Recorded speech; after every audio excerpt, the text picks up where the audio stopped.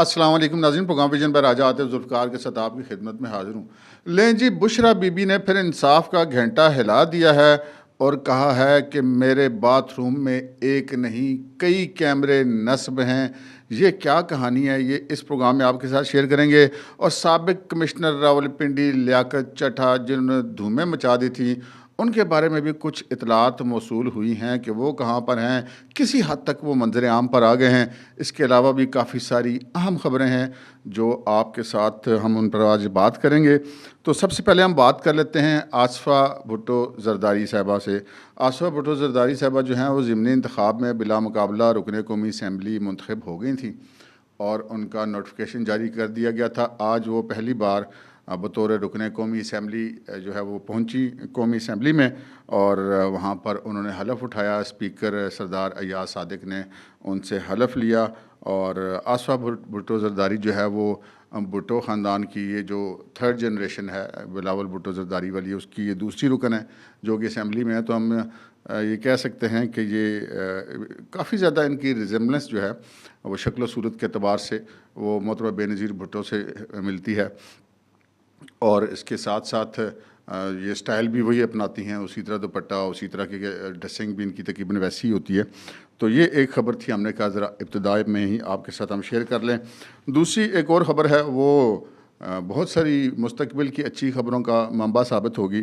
وہ جناب ہے کہ سعودی وفد جو ہے وہ پاکستان پہنچ گیا ہے، جو سعودی عرب پاکستان میں سرمایہ کاری کرنے جا رہا ہے۔ جو سعودی حکومت کے اور حکومت پاکستان کے مذاکرات ہوئے تھے، ان مذاکرات کے بعد یہ فیصلہ ہوا تھا، اس فیصلے کو اب عملی جو ہے وہ شکل دینے کا وقت آ گیا ہے۔ تو آج سعودی وفد پاکستان پہنچ گیا ہے، بلکہ آج جس وقت میں دفتر آ رہا تھا تو میرا گھر ہے راولپنڈی کینٹ کے علاقے میں، تو وہ راولپنڈی کینٹ کے علاقے سے جب آپ نکلتے ہیں تو وہ ایئرپورٹ روڈ سے گزر کے میں آتا ہوں اسلام آباد، تو وہ جو ایئرپورٹ روڈ ہے وہ جہاں پہ پرانا ایئرپورٹ تھا انٹرنیشنل، وہاں پہ نور خان ایئر بیس ابھی بھی وہاں پر فنکشنل ہے۔ تو اس طرح کے جتنے وفود ہوتے ہیں یا اہم شخصیات ہوتی ہیں وہ اسی ایئر بیس کو استعمال کرتی ہیں۔ تو پورے رستے میں جناب بہت ساری فوج لگی ہوئی تھی، بہت ساری پولیس لگی ہوئی تھی، ٹریفک پولیس لگی ہوئی تھی، اور آپ یہ سمجھ لیجیے کہ روٹ لگا ہوا تھا، اور مجھے اندازہ ہو گیا تھا کہ بھائی جی یہ سعودی وفد کی آمد ہے۔ پھر میں نے آ کے دفتر میں کنفرم کیا تو پتہ چلا کہ یہ واقعی سعودی وفد پاکستان پہنچ گیا۔ وزیر خارجہ جو سعودی ہیں وہ بھی آئیں گے، اور سب سے بڑی خبر اسی سے ریلیٹڈ آگے ہے، وہ یہ ہے کہ ایسی بھی اطلاعات مل رہی ہیں کہ 22 اپریل کو ایران کے صدر بھی پاکستان کا دورہ کرنے آ رہے ہیں۔ تو یہ ایک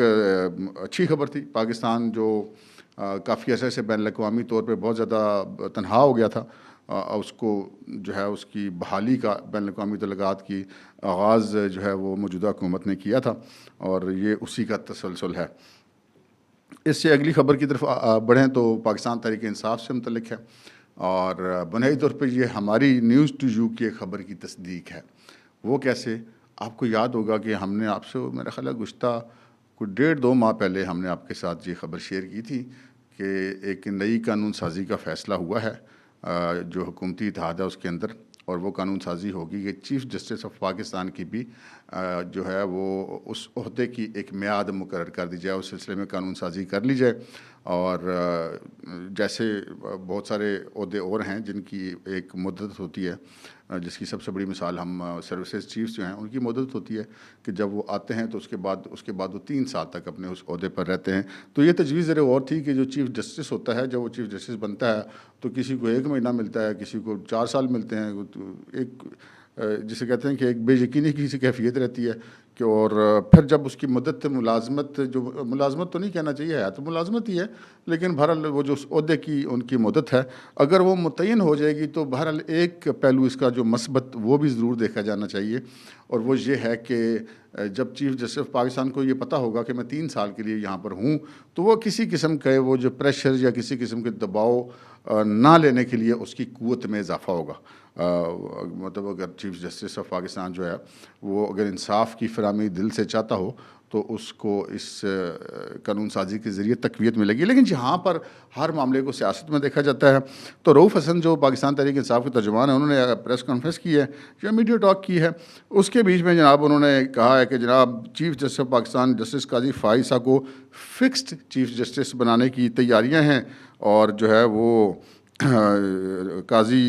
جو ہے وہ فائز عیسیٰ، انہوں نے جناب حکومت اور طاقتور حلقوں کے مقاصد کے حصول میں کہ وہ بڑا اہم کردار ادا کر رہے ہیں، تو اس لیے ان کی توسیع کے لیے قانون سازی کی جا رہی ہے اور بہت جلدی جو ہے ان کی مدت ملازمت میں توسیع کا بل آ جائے گا۔ یہاں پہ میں نے آپ سے عرض کی نا کہ مدت ملازمت میں توسیع کا بل نہیں آئے گا، مدت ملازمت مقرر کرنے کا بل آئے گا۔ توسیع تو یہ ہوتی ہے نا کہ ایک بندے کی مدت ختم ہوگی اور آپ اس کو کہہ دیں گے جی ہاں جی آپ جو ہے وہ آپ اسی عہدے پر رہیں اور آگے چلیں، وہ ایکسٹینشن اور چیز ہوتی ہے۔ انہوں نے کہا ایکسٹینشن کیا ہے، لیکن دراصل یہ ایکسٹینشن نہیں ہے، یہ ایک عہدے کی میعاد فکس کی جائے گی۔ اس سے اگلی خبر کی طرف بڑھیں تو جناب آپ کو پتہ ہی ہے وہ بڑا رولا پڑ گیا تھا جی، وہ لیاقت چٹھا جو راولپنڈی کے کمشنر تھے، معاف کیجیے گا، انہوں نے ایک بڑا طوفان مچا دیا تھا الیکشن کے بعد، الیکشن کے چند ہی دنوں کے بعد، اور وہ پریس کانفرنس انہوں نے کرکٹ بورڈ کے والے کرکٹ میچز کے انتظامات کے حوالے سے کرنی تھی، اچانک انہوں نے اور بات کرنی شروع کی، ایسی بات کرنی شروع کی کہ جو ان کے دائیں بائیں ان کے معاونین بیٹھے تھے وہ اٹھ کے نکل گئے۔ انہوں نے کہا بھائی جی کمشنر صاحب تو ہمیں پھنسانے لگے ہیں، اور انہوں نے جناب سارے الزامات لگائے تھے اس چیف جسٹس آف پاکستان پہ، چیف الیکشن کمشنر پر، اور کہا تھا کہ جناب یہ ہم سے تو بڑی دھاندلی کروائی گئی ہے اور میرا عملہ میرے سامنے رو رہا تھا، 70,000 کی جو لیڈ سے لوگ جیت رہے تھے ان کو ہم نے ہروایا، اور ہم نے جناب گنتیاں تبدیل کی اور ہم نے یہ کیا اور وہ کیا، ایک طوفان برپا کر دیا۔ اس وقت بھی ہم نے عرض کی تھی کہ جناب کمشنر کا تو ان انتخابات میں کوئی رول ہی نہیں ہے، وہ جو ڈپٹی کمشنرز یا اسسٹنٹ کمشنرز یا اے ڈی سی جیز جو آر اوز یا ڈی آر اوز کا رول پلے کر رہے ہیں وہ اس کیپیسٹی میں ماتحت ہے الیکشن کمیشن آف پاکستان کے، تو کمشنر بیچارے کا تو کوئی تعلق ہی کوئی نہیں بنتا، اس کا زیادہ سے زیادہ یہ تعلق بن سکتا ہے کہ وہ امن و امان کے حوالے سے کوئی پولیس کو ہدایات جاری کر دے یا وہ سہولیات کی فراہمی کے لیے انتظامی امور میں کر لے، تو پولنگ کے عمل سے یا گنتی سے کمشنر کے کا کوئی تعلق ہی نہیں بنتا، نہ ہی ان کے ماتحت عملہ اس معاملے میں ان کا ماتحت ہوتا ہے۔ لیکن بہرحال انہوں نے جس بھی وجہ سے یہ کیا، انہوں نے یہ کٹا کھول دیا، طوفان آ گیا، اور اس وقت بھی یہ ریٹائر ہونے والے تھے، اور اس کے بعد پھر جو ہے وہ مبینہ طور پہ وہ منظر عام سے غائب ہو گئے، اور پتہ چلا جی ان کی کوئی انکوائریاں چل رہی ہیں۔ اسی دوران جو ہے وہ کچھ لوگوں نے ان کے خلاف مقدمات وغیرہ کر دیے تھے، ایک صاحب ہیں کوئی ارسلان احمد اور ایک صاحب ہیں زیب فیاض ایڈوکیٹ، انہوں نے جناب اسی زمانے میں جب انہوں نے پریس کانفرنس کی تھی، انہوں نے ایک تھانہ سول لائن میں ایک درخواست دی تھی کہ جی انہوں نے یہ بیان دیا ہے اور انہوں نے بنیادی طور پہ دھاندلی کا اعتراف کیا تو ان کے خلاف مقدمہ درج کیا جائے، اور اس میں S H O Civil Lines کو بھی فریق بنایا گیا تھا کیونکہ انہوں نے مقدمہ درج نہیں کیا تھا، یعنی کہ 22A اور 22B کے تحت یہ درخواستیں دائر کی گئی تھیں، تو اس پر جو ہے وہ نوٹسز وغیرہ جاری تھے ہو رہے تھے، اور لیکن چٹھا صاحب کو کوئی پتہ ہی نہیں تھا، تو اس وجہ سے وہ حاضر نہیں ہو پا رہے تھے۔ تو آج جناب ان کی طرف سے 2 وکلاء اچانک عدالت میں پیش ہوئے۔ عدالت ہے ایڈیشنل سیشن جج راولپنڈی حاکم خان بکر کی، اور ان کی طرف سے پیش ہوئے تھے راجہ حسیب سلطان ایڈوکیٹ اور ایک فرزانہ ممتاز صاحبہ ایڈوکیٹ جو ہیں وہ پیش ہوئیں، اور انہوں نے اپنے وکالت نامے جمع کرائے، اور انہوں نے بتایا عدالت کو کہ جناب جو چٹھا صاحب ہیں وہ عدالت میں حاضر ہو جائیں گے،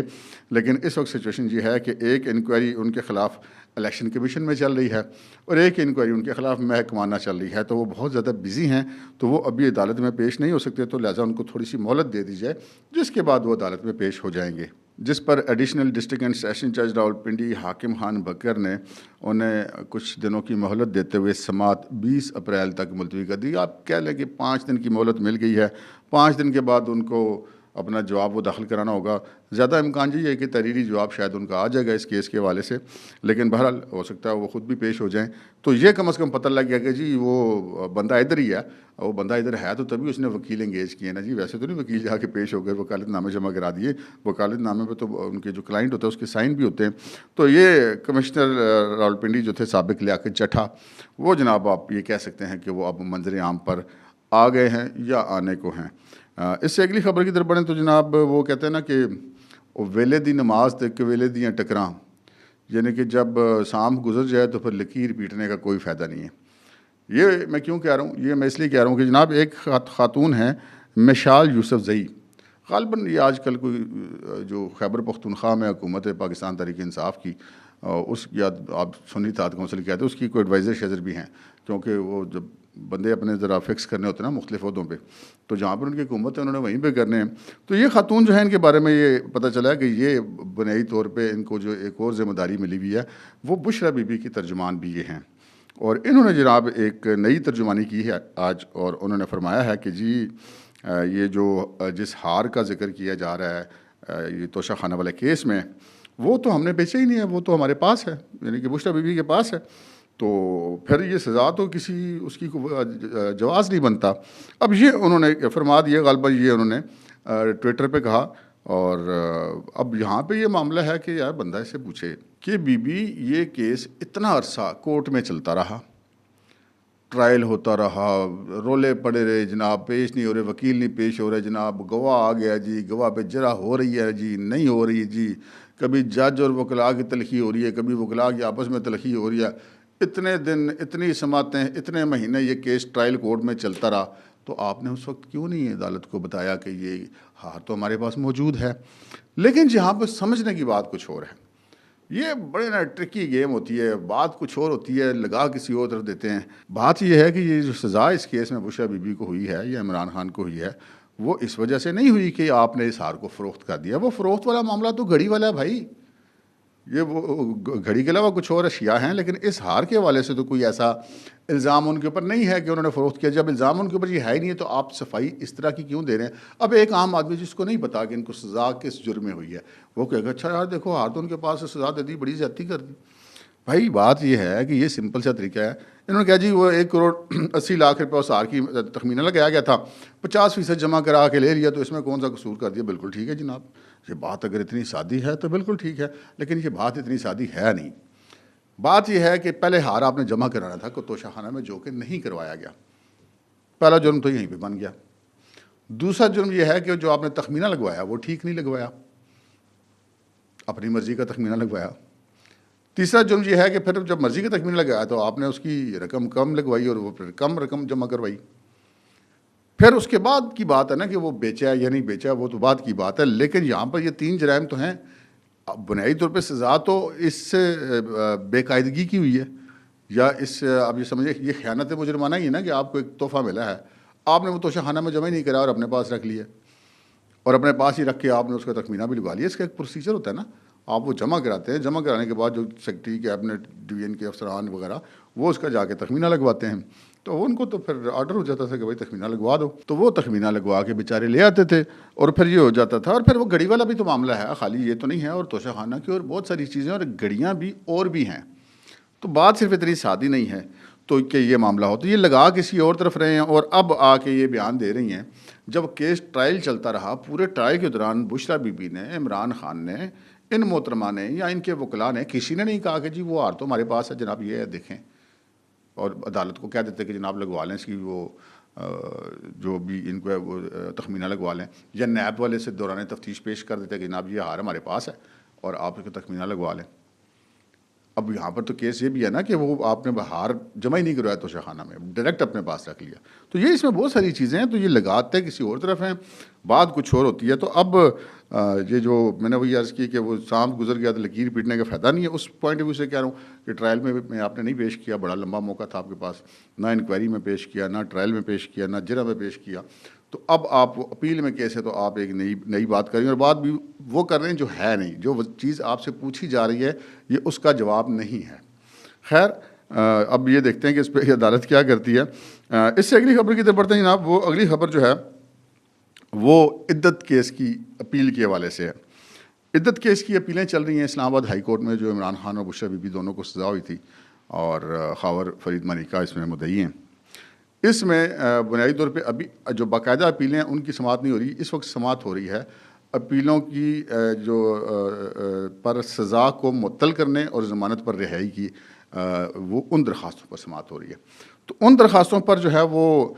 پچھلی تاریخ جو تھی، جو عید سے پہلے تھی، اور بڑی امیدیں تھیں عمران خان کو بھی، بشریٰ بی بی کو، کہ وہ اپیلیں ان کی منظور ہو جائیں گی، سزا معطل ہو جائے گی اور یہ ضمانت پر رہائی ہو جائے گی۔ عمران خان صاحب تو نہیں ہو سکتے تھے، ان کے خلاف تو اور بھی کیسز ہیں، لیکن بشریٰ بی بی ہو سکتی تھی، اس لیے کہ ان کو 2 مقدمات میں سزا ہوئی تھی۔ ایک توشہ خانہ والا کیس میں ان کی سزا معطل اور ضمانت منظور ہے، دوسرا عدت والا کیس ہے، اس میں اگر سزا معطل ہو جاتی ہے، ضمانت منظور ہو جاتی تھی تو وہ رہا ہو جاتی تھی۔ تو ان کا یہ خیال تھا کہ عید سے پہلے یہ ہماری ہو جائے گی، لیکن عید سے پہلے یہ جو سماعت تھی اس پہ جو پروسیکیوٹر ہیں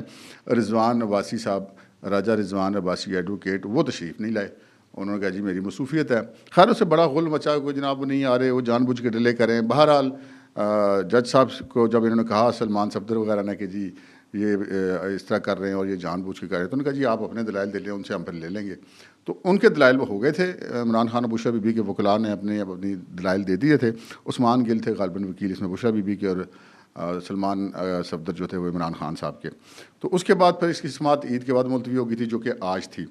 آج بھی جناب وہ جب عدالت کی سماعت شروع ہوئی تو رضوان عباسی صاحب کے ایک جونیئر نے عدالت میں پیش ہو کے بتایا کہ وہ جناب سپریم کورٹ میں بزی ہیں, تو اس کے بعد وہ آئیں گے. تو اس کے بعد یہ غالباً 2 یا 3 دفعہ سماعت ملتوی انتظار میں. اور پھر اس دوران جناب وہ ٹویٹر پہ شو جناب وہ جو میں نے آپ کو بتایا نا کہ جو ان کے کور کرتے ہیں وہ بھی ایک یوتھیا وائرس سے بڑے انفیکٹڈ ہیں. وہ دیکھیں جی بڑا ظلم ہو گیا, پیش نہیں ہو رہا. بھائی صاحب ذرا آپ اپنے گریبان میں جھانک کے دیکھیں, عمران خان کے خلاف جتنے مقدمے ہیں ان میں انہوں نے 35 دفعہ وہ ان کے وکیل نہیں آتے تھے. پورا دن عدالتیں انتظار کرتی تھی, ہر گھنٹے بعد پوچھتے کہ آئے ہیں جناب وکیل صاحب, یہ نہیں آئے. اور جب وہ تنگ آ کے انہوں نے جناب فیصلے کر دیے تو اس کے بعد رولا مچا دیا, وہ ہمیں تو صفائی کا موقع نہیں ملا. تو اگر ایک بار رضوان عباسی مطلب دو دفعہ سماعت اس کی وجہ سے ملتوی ہوگی تو اتنا شور مچانا نہیں چاہیے. ویسے رضوان عباسی صاحب کو بھی آ جانا چاہیے, لیکن یقینی بات ہے وہ اگر سپریم کورٹ میں بزی ہیں تو اوبیسلی وہ سیشن کورٹ میں تو نہیں آئیں گے.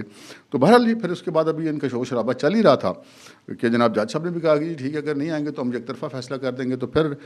پتہ چلا کہ راجہ رضوان عباسی صاحب پیش ہو گئے.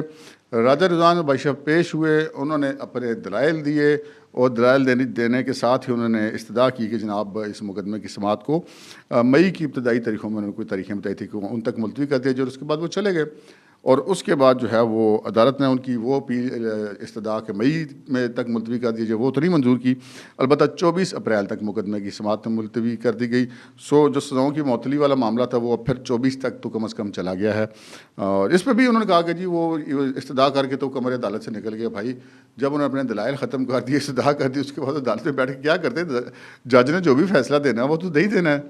خیر یہ ایک معاملہ تھا. اب آتے ہیں جناب اگلی اس خبر کی طرف جو آپ نے تھمبنیل میں دیکھی کہ جناب بشرا بی بی نے 2 درخواستیں دائر کی ہیں جی اسلام آباد ہائی کورٹ میں. ایک جو درخواست ہے ان کی وہ یہ ہے کہ جناب مجھے تو زہر دیا جا رہا ہے. وہ ان کا وہ ادھر قلعہ قائم, حالانکہ ان کی اپنی مرضی کے ڈاکٹر آ کے چیک کر کے رپورٹ دے گے کہ جی کوئی ایسے ان میں زہر کے اثرات نہیں پائے گے, لیکن بہرحال جی ان کی مرضی ہے. انہوں نے ایک درخواست دی ہے اور انہوں نے یہ استدعا کی ہے کہ جی ان کا جو ہے میڈیکل چیک اپ اور ان کے جو مختلف ٹیسٹ ہیں وہ یا تو شوکت خانم اسپتال سے کروائے جائیں یا پھر کسی اور پرائیویٹ اسپتال سے کرائے جائیں. ویسے شوکت خانم اسپتال تو کینسر کے لیے ہے, وہاں پہ عمران خان کی ہڈی ٹوٹ جائے یا نہ ٹوٹے تب بھی وہ ادھر ہے, وہ لفٹ سے گر جائے تب بھی وہ ادھر ہے, بشرا بی بی کے لیے بھی ادھر ہے, ادھر سے ہی ڈاکٹر آئے گا. وہ بھائی یہ کینسر کے ڈاکٹر ان کو آپ ادھر کیوں خراب کرتے ہیں, مطلب وہاں پہ ان کو ٹائم دینے تھے کینسر کے مریضوں کو. لیکن وہ خیر ذاتی ان کا اسپتال ہے, وہ بنایا تو انہوں نے پبلک کے پیسوں سے, لیکن اسپتال ان کا ذاتی ہے. تو وہ یہ چاہتے ہیں کہ تمام علاج جو ہے ان کی اپنی مرضی کے ڈاکٹر اپنی مرضی کا اسپتال ہو. خیر اب انہوں نے فائل کر دی ہے اپلیکیشن کہ جی اس پہ ہمیں مجھے خدشہ ہے کہ مجھے زہر دیا گیا ہے, اور اب یہ ٹیسٹ کروایا جائے. بنی گالا سب جیل کے اندر رہ رہی ہوں میں اور مجھے زہر دیا جا رہا ہے, تو میرے ٹیسٹ کروائے جائیں اور میرے میڈیکل چیک اپ کروایا جائے, جو کہ ہو چکا ہے. لیکن پھر انہوں نے عدالت میں درخواست دے دی, اب دیکھتے ہیں عدالت اس پر کیا کرتی ہے. لیکن اب وہ جو بڑی خبر ہے وہ اس سے بھی زیادہ بڑی ہے. وہ یہ ہے کہ جناب آج انہوں نے ایک اور پٹیشن فائل کی ہے اسلام آباد ہائی کورٹ میں, اور اس میں تو انہوں نے کہتے ہیں اگلے زمانوں میں ہوتا تھا نا کہ وہ بادشاہ کے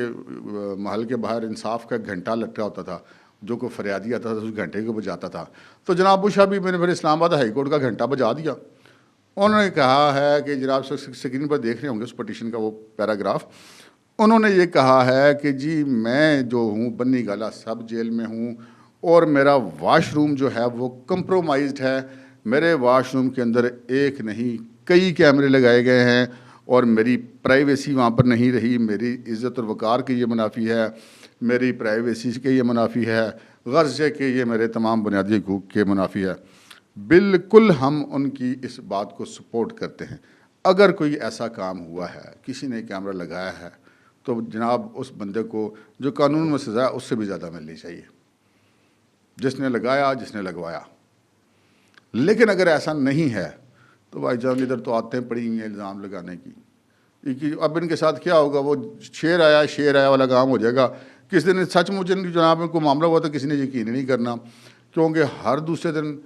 مجھے جناب فلانے قتل کروا دیں گے، عمران خان صاحب کہتے ہیں، مجھے فلانا ادھر مارنے کے لیے کھڑا ہوا ہے، مجھے جو نہیں وہ اندر زہر دیا جا رہا ہے، سلو پوائزننگ کی جا رہی ہے، ایسے زہر ہیں کہ کھا جائے تو پھر لگتا ہے کہ بندہ ہارٹ اٹیک سے مر گیا ہے۔ بشرا بی بی کہتی ہیں کہ مجھے شہد میں زہر ملا کے دے دیا ہے، کبھی کہتے ہیں مجھے ہارپک میں زہر ملا کے دے دیا ہے۔ ڈاکٹر آتے ہیں، چیک کرتے ہیں، ٹیسٹ کرتے ہیں، ان کی مرضی کے ڈاکٹر شوکت خانم سے آ کے چیک کرتے ہیں، وہ بھی کہتے ہیں جی کوئی ایسی بات نہیں ہے، لیکن ان کا قلعہ ادھر ہی قائم ہے، ان کا پرنالہ وہیں پر ہے۔ تو اب یہ جو معاملہ ہے یہ کیمروں والا، یہ بڑا سنگین الزام ہے۔ یہ الزام شریف فیملی کی طرف سے نہیں لگایا گیا تھا، لیکن ذرائع کی طرف سے ایسی خبریں آئی تھیں کہ جناب جب مریم نواز شریف جیل میں نہیں، جب وہ حوالات میں تھی نیب کی کسٹڈی میں، تو وہاں پر کوئی ایک ایسی خبر آئی تھی کہ کوئی باتھ روم میں کیمروں والا معاملہ تھا، اور وہ نواز شریف صاحب تک جب وہ بات پہنچی تھی تو نواز شریف صاحب پھر وہ جو بہت عرصے سے چپ بیٹھے ہوئے تھے وہ پھٹ پڑے تھے، اور اس کے بعد انہوں نے وہ مشہور زمانہ گجرانوالہ والی تقریر کی تھی، اس سے پہلے وہ نہیں بولے تھے۔ تو یہ بہرحال کسی بھی شخص کے لیے ناقابل برداشت ہے۔ یہ اگر بشرا بی بی کے ساتھ ایسا ہو رہا ہے تو یہ ان کے شوہر کے لیے، ان کے بھائیوں کے لیے، ان کے بیٹوں کے لیے، سب کے لیے ناقابل برداشت ہے، اور ہونی بھی چاہیے۔ ایسا اگر کوئی معاملہ ہے تو بالکل جو ہے وہ اس پہ کارروائی ہونی چاہیے، لیکن بھائی جان کچھ ایسا بھی بندوبست ضرور ہونا چاہیے کہ یار یہ الزام بازی بند ہونی چاہیے۔ محض آپ خبروں کے ویوز لینے کے لیے، آپ خبروں میں ان رہنے کے لیے آپ کسی کے اوپر الزام لگا دیں محض اس لیے کہ آپ نے کسی کے ساتھ سیاسی سکور سیٹل کرنا ہے، تو یہ بھی بات بالکل مناسب نہیں ہے۔ اب تک کے لیے اتنا ہی، اجازت دیجیے، اللہ حافظ۔